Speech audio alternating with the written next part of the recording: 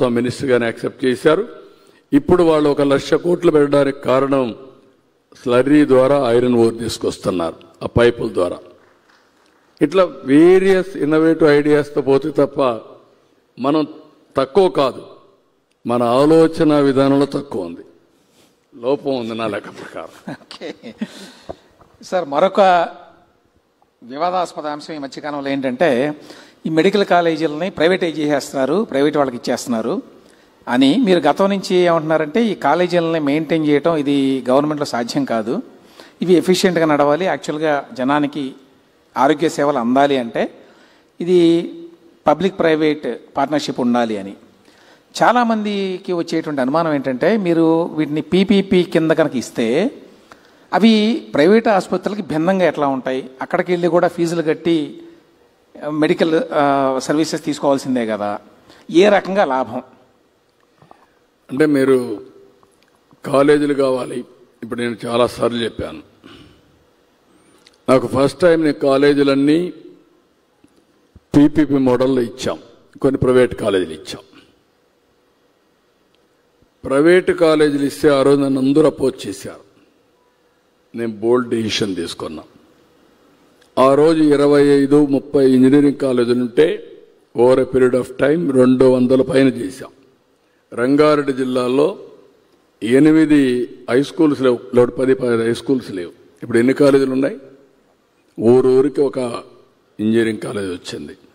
దీంతో ఏమైంది, ఒకప్పుడు తెలంగాణలో స్కూల్స్ లేవని నేను ఒక జివో తీసుకొచ్చా. Every 1 kilometre elementary school, 3 kilometre upper primary school, every 5 kilometre high school, every mandal junior college, every revenue division engineering college, every district medical college. ఇవన్నీ 2 ఆలోచనలు. ఇక్కడ నేను చేయాలంటే గవర్నమెంటే చేయాలంటే 20 ఏళ్ళు పడుతుంది. దీంతో గవర్నమెంట్లో చేయగలట్టు చేశాం, గవర్నమెంట్లో చేయలేనటువంటి ప్రైవేట్ తీసుకొచ్చాం. అందులో రిజర్వేషన్స్ ఉన్నాయి, అందులో పేద పిల్లలకి స్కాలర్షిప్లు ఇచ్చాం, పేదవాళ్ళకు అన్యాయం జరగకుండా తీసుకొచ్చాం. కాబట్టి ఈరోజు రైతు కూలీలు ఐటీ ప్రొఫెషనల్స్ అయ్యారు, లేకుంటే కూలీ బిడ్డలు అయ్యారు. That is the vision. అందుకే నాలెడ్జ్ ఎకానమీలో నెంబర్ 1 అయ్యామంటే ఆ రోజు తీసుకున్న బోల్డ్ నిర్ణయం. నేనేదో ఒక 4-10 ఎకరాలు ఇచ్చేశాను, కాలేజీ అయిపోయింది అంటే కరెక్ట్ కాదు. అది ఎన్ని కాలేజీలు కట్టారు చెప్పనండి 5 ఏళ్లలో. కాలేజీలు కట్టకుండా కాలేజీలు కట్టామని చూపించడం ఇది కరెక్ట్ నిర్ణయం కాదు. ఇది కూడా పీపీపీ మోడల్. ఈరోజు ఆ కాలేజీ ఏ స్థాయిలో ఉందో ఆ స్థాయి నుంచి ఫార్వర్డ్ తీసుకుపోవడానికి వాళ్ళు పెట్టుబడులు పెడితే అది కూడా ఓపీ ఫ్రీ, గవర్నమెంట్ ఆధ్వర్యంలో రన్ అవుతాయి. అంటే వాళ్ళ కోఆపరేషన్ గవర్నమెంట్. అదే మాదిరిగా మాకు ఎన్టీఆర్ వైద్య సేవ ఉంది. వైద్య సేవ పేషెంట్కు 70% రిజర్వేషన్స్ ఇవ్వాలి. మోర్ డీటెయిల్స్ కావాలంటే మా మంత్రి గారు ఇక్కడే ఉన్నారు. అన్ని తరోగా ఆలోచించి 2-3 సంవత్సరాల్లో 17 మెడికల్ కాలేజీల ఆపరేషన్లు ఇచ్చేయాలనే ఉద్దేశంతో ఈ నిర్ణయం తీసుకున్నాం. మీరే అన్నారు, నేను ఒక పక్క సూపర్ 6 ఇవ్వాలి, ఇంకొక పక్క అభివృద్ధి చేయాలి. అందులో వినూత్నమైన ఆలోచనే ఈ ఆలోచన. ఆ విషయం గుర్తుపెట్టుకోవాల్సిందిగా ప్రజలందరికీ విజ్ఞప్తి చేస్తున్నా. సరే, అదే సమయంలో మీరు ఏ ఒక్కరికి కూడా అన్యాయం జరగదు. ఈవెన్ ఓపెన్ కాంపిటీషన్లో వచ్చే సీట్లు కూడా ముందు కంటే ఇంకా ఎక్కువ ఉంటాయి. ముందు 42% ఉంటుండే 50% ఇప్పుడు ఈ అందరికి సీట్లు అందుబాటులోకి వచ్చే పరిస్థితికి వస్తుంది. నెంబర్ ఆఫ్ సీట్స్ పెరుగుతాయి. ప్రభుత్వ కోటా కింద ఉంటుందండి, ప్రభుత్వ కోటా కింద 50% సీట్లు మొత్తం జనరల్ కోటా కింద వస్తాయి. ఆ డీటెయిల్స్ అని చెప్తాను ఇంకొకసారి. మేము చాలా డీటెయిల్స్ అని నేను ఇస్తాను.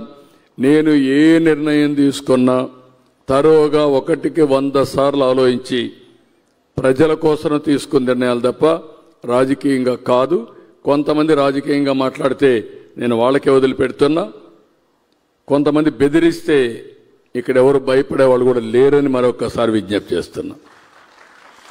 సరే, అదే సమయంలో మీరు అందరికీ ఆరోగ్యం అని చెప్పి యూనివర్సల్ హెల్త్ కేర్ అని చెప్పి ప్రపోజ్ చేశారు మన క్యాబినెట్లో. యూనివర్సల్ హెల్త్ కేర్ అంటే రాష్ట్రంలో ఉన్నటువంటి ప్రతి ఒక్క వ్యక్తికి, ప్రతి కుటుంబానికి ఆరోగ్య బీమా కల్పించే బాధ్యత ప్రభుత్వం తీసుకుంటోందా? అందుకని ఇప్పుడు ఏం చేశామంటే రాష్ట్రంలో ఎంతమంది ఉంటే అంతమందికి 2,50,000 వరకు ఇన్సూరెన్స్ చేశాం. అది మీకు కావచ్చు, ఇంకొకరికి కావచ్చు, ఎంత డబ్బులున్నా అందరికీ. అక్కడి నుంచి మిగిలిన వాళ్ళందరికీ ఎన్టీఆర్ వైద్య సేవ కింద అప్ టు 25 lakhs వరకు వాళ్ళకి ఆర్థిక సహాయం చేస్తున్నాం. మూడోది సంజీవని అని ఒక ప్రాజెక్ట్ తీసుకొచ్చాం. బిల్ గేట్స్ ముందుకు వచ్చారు ఫౌండేషన్ ద్వారా చేయడానికి. అన్ని కూడా డిజిటల్ హెల్త్ రికార్డ్స్. ప్రతి ఒక్క వ్యక్తి ఆరోగ్యం గురించి ఆన్లైన్లో పెడతాం. ఈ మెడికల్ స్టాఫ్ అంతా కూడా ఆన్లైన్లోకి వస్తారు. ఏఐ తీసుకొస్తాం. దాని పేరే సంజీవని అని పెట్టాను. సంజీవని అనే పేరు పెట్టిందానికి కారణం మీరు చూస్తే చరిత్ర చూసిన వాళ్ళందరికీ మీకు ఒక ఐడియా ఉంటుంది. లక్ష్మణుడు మూర్చపోయినప్పుడు బతికించుకోవాలంటే ఏం చేయాలంటే సంజీవని మొక్క కావాలన్నారు. అప్పుడు హనుమంతుడు చెప్తే నేరుగా పోయి మొక్క ఏంటో తెలియకుండా పర్వతాన్ని తీసుకొచ్చాడు. అందులో మొక్క తీసి వైద్యం చేస్తే లక్ష్మణుడు బతికించుకున్నారు. అదే మాదిరిగా ఈరోజు సంజీవని ప్రాజెక్టులో ప్రపంచంలో ఉండే మెడికల్ నాలెడ్జ్ అంతా తీసుకొచ్చి ఆర్టిఫిషియల్ ఇంటెలిజెన్స్ ద్వారా ఏ పేషెంట్కు ఏ వైద్యం కావాలో దాన్ని ఇవ్వడానికే సంజీవని అనే పేరు పెట్టాం. Preventive health, curative health and real time monitoring మూటికి వెళ్తున్నాం. ఇది జరిగితే it is a game changer. నాకు బిల్ గేట్స్ ఒక మాట అడిగారు, నేను ఇది ప్రపంచం అంతా తీసుకుపోవాలనుకుంటున్నాను, అయితే ఇది చేసి ఒక ప్రూఫ్ ఆఫ్ కాన్సెప్ట్ తయారు చేయాలంటే నాకు ఎక్కడ కూడా ఆ నమ్మకం రావడం లేదు. మీరు నాకు 96, 97లో ల్యాప్టాప్ తీసుకొచ్చి గవర్నమెంట్ డేటా అంతా చూపించారు. కాబట్టి మన ఇద్దరం కలిసి ఈ ప్రాజెక్ట్ చేద్దాం. నేను నాలెడ్జ్ ఇస్తాను, టెక్నాలజీ తీసుకొస్తాను, మీరు TCS ఇలాంటి వాళ్ళు పెట్టి ప్రూవ్ చేయండి. ఇది ప్రూవ్ చేస్తే ఇక్కడ కానీ సక్సెస్ అవుతానే జాతీయ స్థాయిలో దీన్ని రిప్లికేట్ చేయొచ్చు, వేరే దేశాల్లో కూడా చేయొచ్చు. అంటే అది నా మనసుకు దగ్గరుండే ప్రాజెక్ట్. నేను ఒకటే ఆలోచిస్తున్నా. నేను మొన్న ఒక మాట మాట్లాడితే చాలామంది అన్నారు, భగవంతుడు ఎప్పుడు రామ్దేవ్ బాబా ఒకటి చెప్తా ఉంటాడు, భగవంతుడు మనుషులకి 120 సంవత్సరాలు ఇచ్చాడు, కానీ 120 సంవత్సరాలు తినవలసిన తిండి 30-40 సంవత్సరాలు తినేస్తున్నాం. దానివల్ల లేనిపోని సమస్యలు వస్తున్నాయి. మన లైఫ్ స్టైల్స్ కూడా రకరకాలుగా తయారయ్యే పరిస్థితి వచ్చింది. నేను నవ్వుతూ మనం కానీ preventive health, real time monitoring, ఇప్పుడు మీరు చూస్తున్నారు హాస్పిటల్స్ అన్ని 5 star హోటల్స్ అయిపోయినాయి. ట్రీట్మెంట్ కంటే స్టేకి ఎక్కువ డబ్బులు ఖర్చు అయ్యే పరిస్థితి వచ్చింది. అంటే ఇవన్నీ కూడా రియల్ టైమ్ మానిటరింగ్ వచ్చాయని చాలామంది అంటూ ఉంటారు. నేను ఓరా పెట్టుకున్నాను. ఈ రింగ్ చూస్తే తెల్లవారితో నిద్ర లేస్తానే నా స్లీప్ స్కోర్, నా BPM, లేకపోతే నా రెడీనెస్ ఇవన్నీ ఉంటాయి. డల్గా ఉంటే ఇంకొక అర్ధగంట ఎక్కువ నిద్రపోతా, లేకుంటే కరెక్ట్గా వేసి ఎక్సర్సైజ్కి పోతాను.